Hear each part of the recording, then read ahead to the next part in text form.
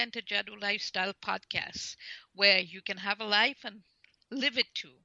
In our last episode, we talked a little bit about self care, and today I want to continue with self care. We talked about your health the last time. We talked a little bit about pain. We talked about how to to look into what the root cause is. But I want to continue with other pieces of self care as I see it.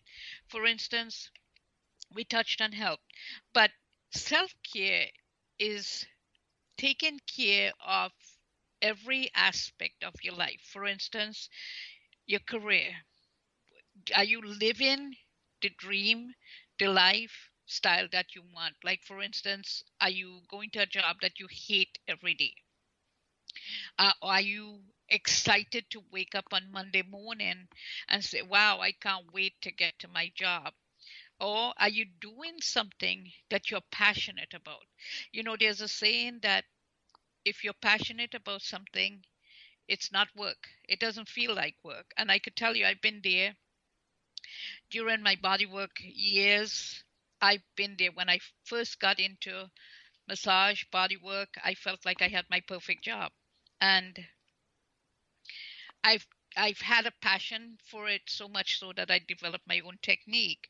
So that's one of the things that you want to look at in self-care, because if you go to a job you hate every day, it's going to affect your psyche, your emotions. It's going to cause stress if you work with people that you can't get along with, or you know, and of course there are some people who are cut out to work for others, but there are also some people who are working for others because they have been told this is what the thing is to do, that you go to school, you get an education, you get a degree, and you go find a job in that area. And a lot of times our authority figures or parents might be the influence to us doing that. For instance, if I had some people, if they have a lawyer as a father or mother, that person may aspire for them to become a lawyer with them. Whether or not the child decides, okay, I want to be a lawyer, they do it because their authority figure, their parents, whatever, push them in that direction. A lot of times we see, I've seen lawyers and doctors that actually got into yoga, teaching yoga or doing massage. And you look at them and you said, well, you were a doctor or lawyer before. How come you're going into massage? And basically, it was the fact that they needed to find something they were passionate about. So your work, your career is one of the areas, along with your health, that you want to take care of when you're doing self-care. I don't know if it ever occurred to you or not, but your inheritance, your legacy. Well, those are two different things. So let's talk about your legacy. The legacy that you leave behind is part of self-care, I think. For instance, what do I want people to know about me or say about me when I pass away? Do I want to make a dent into the industry that I'm in, or do I want to leave something that people will gravitate towards and say, hey, this person contributed this and it has been helpful to me, it has changed my life. Legacy is very, very important. It's this our cemeteries are actually the richest land ever. Why? Because it has so many ideas and passion, and that has been buried there with the person who is there. Some of them has been fulfilled. Some of them we have books left, we have artwork, we have architecture, we have a lot of different things that have been left. But then there are others who may have got to the point where they regretted, hey, I could have done this with my life and this with my life, and I was too fearful to do it. Fear is a major factor in what where we progress, or also what would people think. I know that has been a big thing in my head. I wanted to be a stand-up comedian, and the first thing that, what would my mom say? What would people think? And interestingly, my mom passed away a couple of years ago. Actually, this month she passed away a couple of years ago, and she passed away in July. And in October, I did my first stand-up comedy 5-minute routine. I was nervous. My legs were shaking. But guess what? I did it. And I could pat myself on the back and say, you know what? It's something that I wanted to do on my bucket list, and I did it. Now, whether or not I want to pursue it further, that's another story, but at least I did it. So there are things that we want to leave as a legacy. And sometimes it takes going deeper into your mind, your your thoughts to see. So sometimes we have to stay quiet. We have to meditate. We have to write. I am a big fan of journaling. And like I said, my first book is a journal. It's a 31-day journal that will help you to delve deeper into your psyche to see if you're stuck, or what if you have limited thinking, or where you need to go to open up your mind. So journaling is a way that I help myself to discover myself. We have a lot to offer people. We do. Every single person in this earth has a lot to offer. It Some people has bigger influences. Some people has they have a small influence, or it's their corner of the world, but they have that influence. There are people who have reached worldwide, international influence. So you can decide if you want your influence to be in your corner, or do you want your influence to be worldwide. And there's lots of mediums now that we can actually get national coverage, like the internet is there.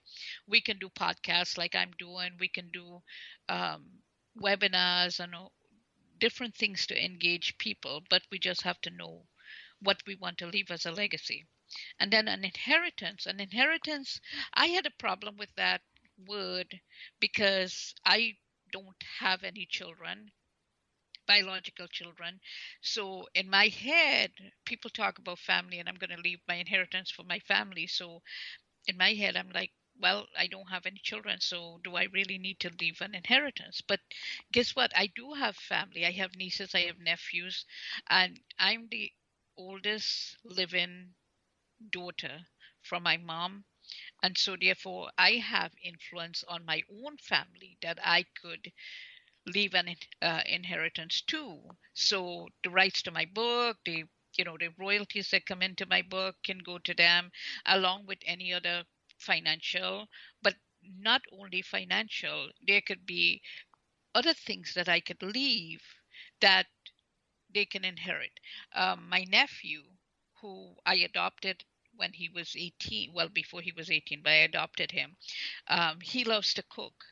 He loves to experiment with food, but he's an accountant. So we were taught by my mom, go to a job, get, you know, 9 to 5 job, you get a paycheck, and then you could do anything after. Well, not really, because in my country where I grew up, we didn't have recreational stuff. It was just go to work, 8 to 4, and at 4 you come home and you do nothing. I was bored. I mean, when I was growing up, I got my first job at the age of 18 because they wouldn't let me work before that. It was illegal to work before that, and I would be bored. Now I find myself doing so many different things. And had I had the influence, had I had somebody saying, hey, you could paint, you could do this, you could do this. In fact, I was one of the two people to pass art my year in school. Two people passed, and I was one of them. And my mother told me, no, you don't become an artist, you get a real job. So um, I had to get a real job. But guess what? I could leave my art as an inheritance to them. So these are some of the things that we could put under our belt when we talk about self-care, our health, our life. What do we want our life to look like? Are we want to go into giving, helping the community, volunteering. One of the things a person told me a while ago that stuck with me is that he said, if there's something you want to do, don't wait till the right moment. He said, start now. And I think that's good advice. If you start little at a time, for instance, if you want to volunteer in the community, find something that you like, you're passionate, whether it's the food bank, the homeless, and start doing it now. If you can give an hour of your time to it once a week, then do that. Because what will happen is that you're going to get familiar with what's going on. And I'll tell you this, sometimes when you start something as a hobby, it ends up being the passion, it ends up being the thing that takes over your life. And it could be the thing that is actually driving you towards your dream, your passion. If you want to travel, things like that, you want to start traveling now. Travel for short periods, a vacation, 5 days, a weekend, something like that. Go explore and see. Of course, right now is kind of dangerous because of what's going on in our world, but that doesn't mean that we can't do anything. We can't stop traveling or enjoying some of the things we want in our life.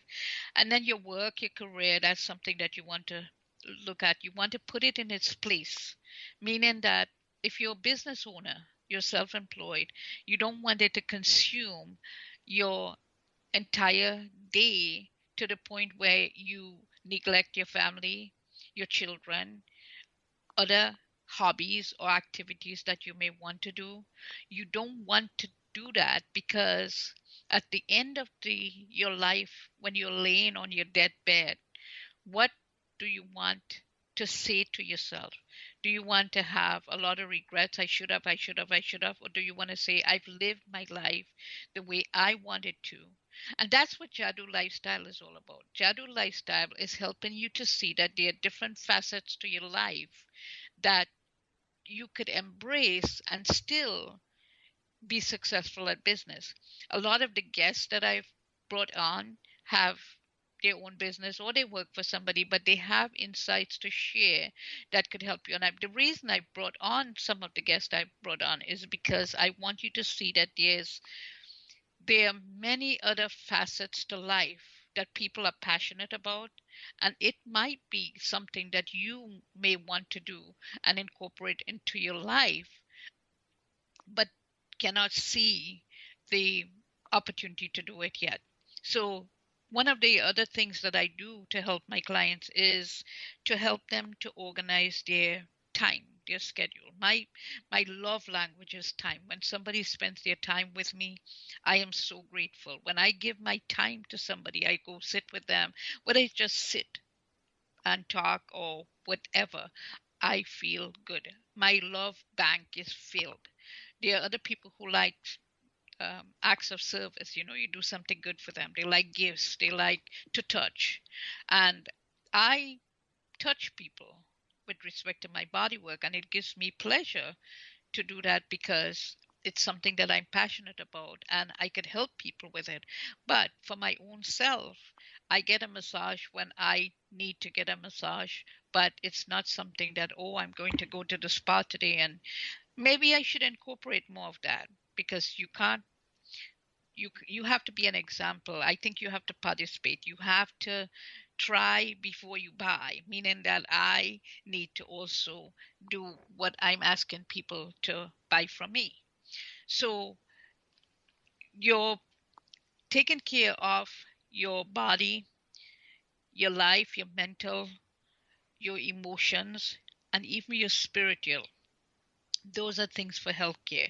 Leaving a legacy or inheritance for your your heirs, whether you have biological heirs or not. It's important for them. Now, I found an interesting book that I want to share with you, my audience. I love reading. I've been reading since I was 3 years old, and I love reading. Now, the book is called The Miracle Morning. It's really for addiction recovery. In fact, it says that on the title, The Miracle Morning for Addiction Recovery. Letting go of who you've been for who you can become. And